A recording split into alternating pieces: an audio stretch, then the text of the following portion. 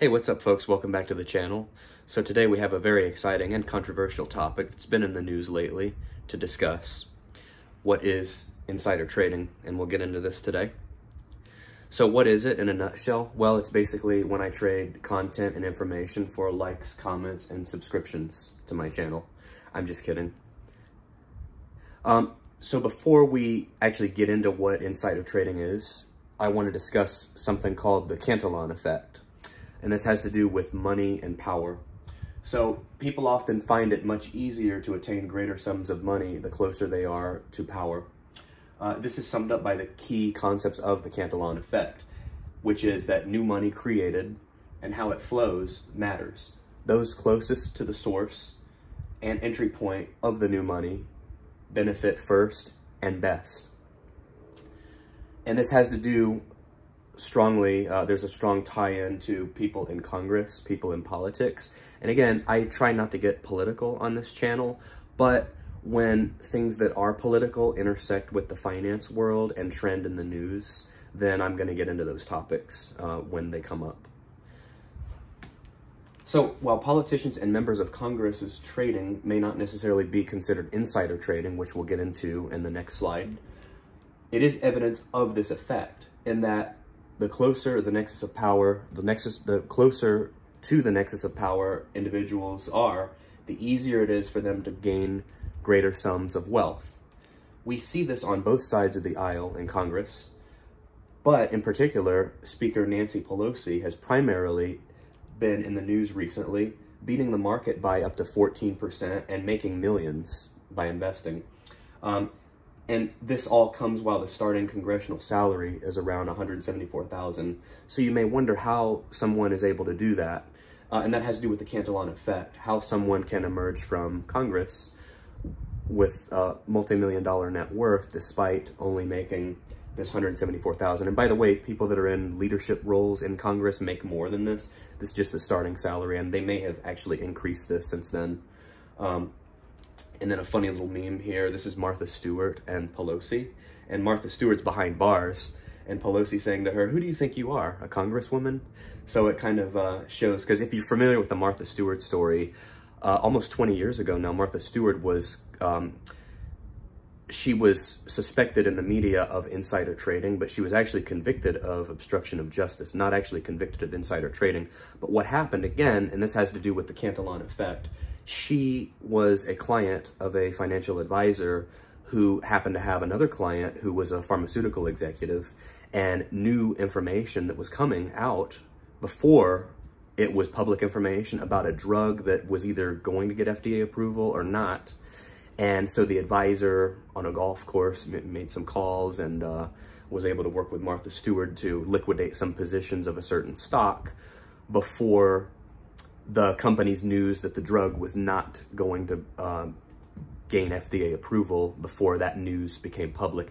And that is essentially the definition of insider trading, is when someone has or is in possession of material non-public information and is able to use it to their advantage before the public has access to that information.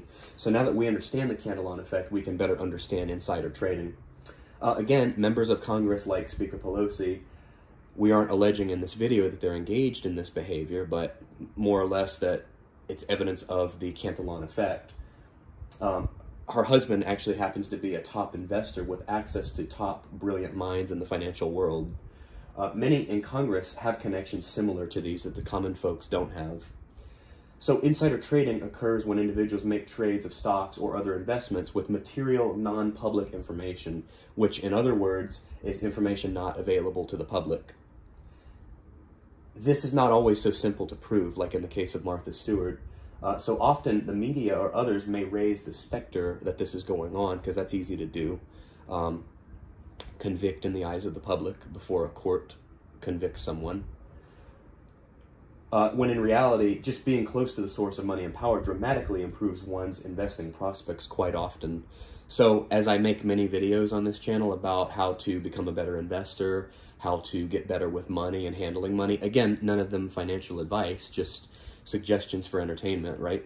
So really the best way to do it is just to be closer to the source of power, because just having that in your wheelhouse dramatically improves your investment performance, which is amazing. So again, going back to one of my earlier videos on how the rich get richer, if you haven't checked that out, please do. It's a really good video, again, in terms of content. You'll like that. And the key idea discussed in that video is how asset ownership allows the rich to not only become rich, but sustain their wealth and grow it. Whereas working class people only have their labor to trade for a wage. So check that out if you haven't already.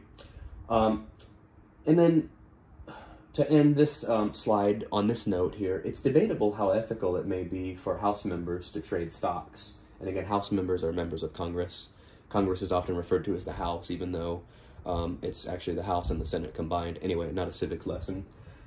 It's very common for people to emerge from Congress as multimillionaires despite the $174,000 salary. And another example of a non-politician is this gentleman, who's also been in the news a lot, Dr. Fauci.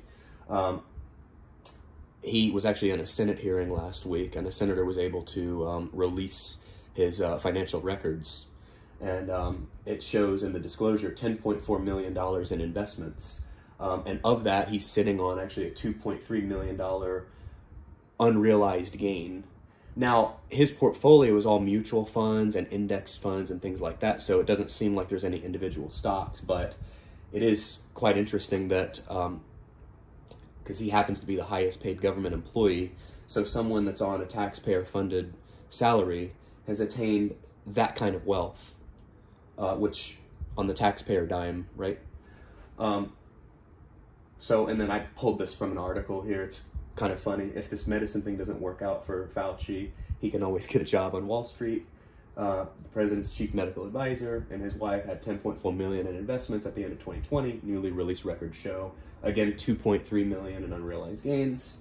And then he actually called the senator who was instrumental in releasing this a moron.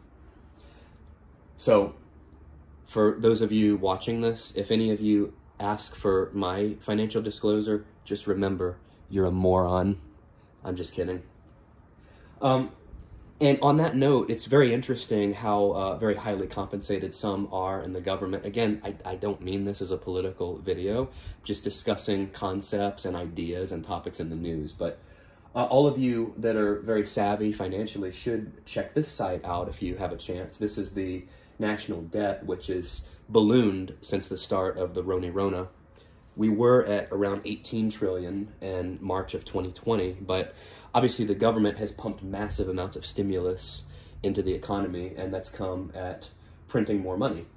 And this site is really neat. Now, when you go to the site, these numbers update in real time, so it may give you heart palpitations looking at all of these numbers, but it's got a lot of interesting things. So debt per citizen, almost $90,000. So if you don't have $90,000 saved up, please remember to make sure you do that, because you'll need that one day to cover your share of the national debt.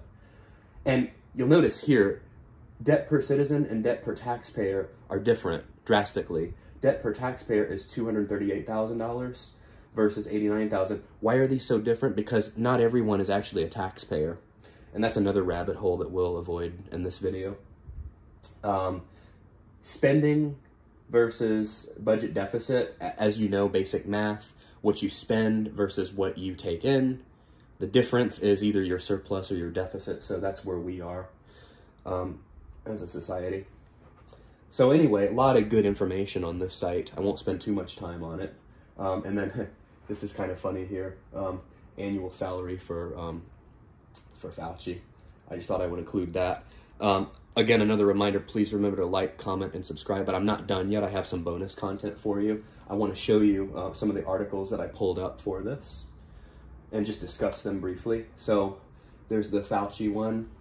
Here's the debt clock updating in real time.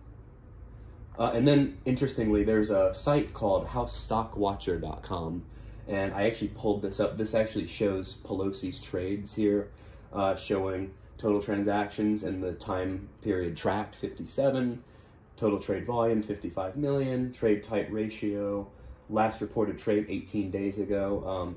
One of the big successes that her and her husband had, they actually bought a big Alphabet, which is Google, a big Alphabet call option, And we've discussed call options quite a bit in some prior videos about Roblox. She's invested in some of those too, I looked. But remember, call options are really a great way to make very large sums of money very quickly. Remember, when you're looking into call options, money is calling, right? So, and then there's a term they call stunks, which is like a funny way to say stocks. It's actually, stunks is, I think it originates as a military term or something for like an artillery bombardment or something. But anyway, the Queen of Stunks, how Pelosi became the biggest meme in investing. This article talks about some of the Alphabet call option that she got. Many stock trades carried over by her husband Paul over the last few years, but trading activity shot into the news in July. He made a $5.3 million by exercising call options that let him buy 4,000 shares of Google parent company Alphabet. That's a nice gain. I'm sure a lot of us would take $5.3 million and we'd probably have to never work again in our lives, which would be quite awesome.